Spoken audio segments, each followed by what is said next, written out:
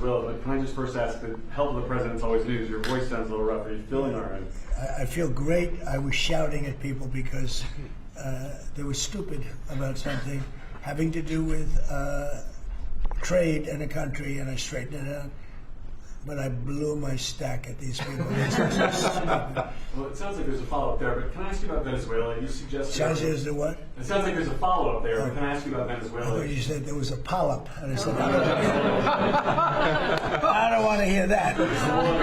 Okay. You suggested you've made a decision about what you want to do next about Venezuela. I understand you don't want to tip your hand, but is there anything you're ready to rule out at this point? Are you ruling out U.S. troops on the ground? No, I don't rule out that. I don't rule out anything. We just have to take care of Venezuela. They dumped hundreds of thousands of people into our country from prisons. Nobody knows better than this young lady right here. She's done an incredible job with Tom Homan and all of your people. It's amazing.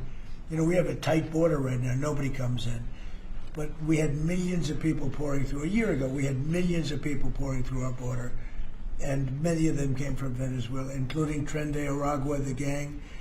And I guess what I'm hearing, Christy, is that's as bad a gang as there is anywhere in the world. It's the worst. Absolutely, absolutely, they are the worst. I mean, they're worse than MS-13. They're killers. They massacre people. They cut them up into pieces and they bury them in their communities where they grew up. They're horrible people. Now, we had a lot of them, and many of them, most of them, pretty soon, most of them are going to be out. But they sent them in like we're a dumping ground. So I'm not in love with the people running Venezuela. I love Venezuela. I love the people of Venezuela. But what they've done to this country, and I really say this, what Biden and the Democrats have done to this country can never, ever be forgotten. You suggested Maduro wants to talk. Are you prepared to speak with him directly? Would you commit to doing that before you order strikes? Yeah, I probably would talk to him. Yeah, I talk to everybody. Mr. President, Go ahead, follow please. up on Garrett. Was that who you were Please, referring go ahead. to? Was that India? Rebecca Zuckel with Blaze News. So, in a recent interview, you had made some remarks about H-1B visas. You said what? about H-1B visas. Yeah. You said that there were certain talents that Americans needed to outsource to foreign workers. Could you clarify? Until maybe? they learn that, yeah. Like, for instance, if you're going to be making chips, we don't make chips too much here anymore, but we are going to be in a period of a year. We're going to have a big portion of the chip market.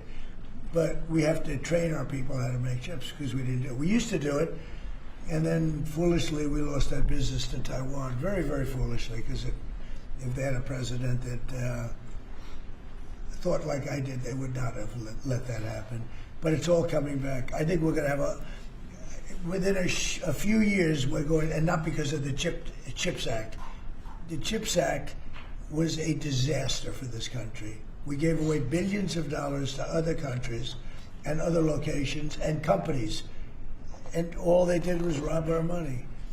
But because of tariffs, the chips are coming back. Chip makers are all coming back. And I think within a very short period of time, we're going to have maybe even the majority of the chip making in the world will be right in the United States, where it should have been all along. But because we had people that didn't believe in tariffs, they believed in them, but they didn't know how to use them, we would have had nobody leaving our country right now.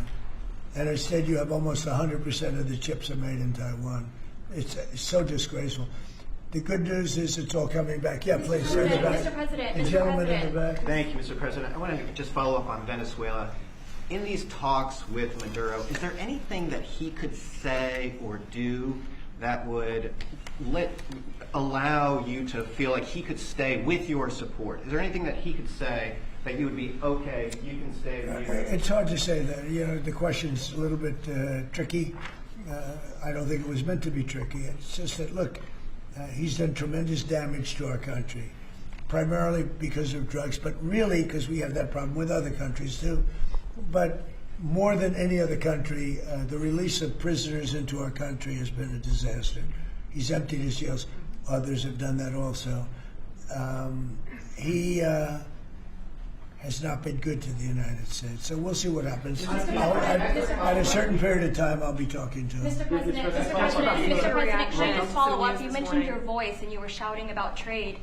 Which country in particular upset you? Was it India? No. A country wanted to try and renegotiate the terms of their trade deal, and I wasn't happy about it. Well, which country was it? People want to know. Why would I say that to you? I can't believe it. Mr. President, If you like this video, then like, share and subscribe to Mirror Now.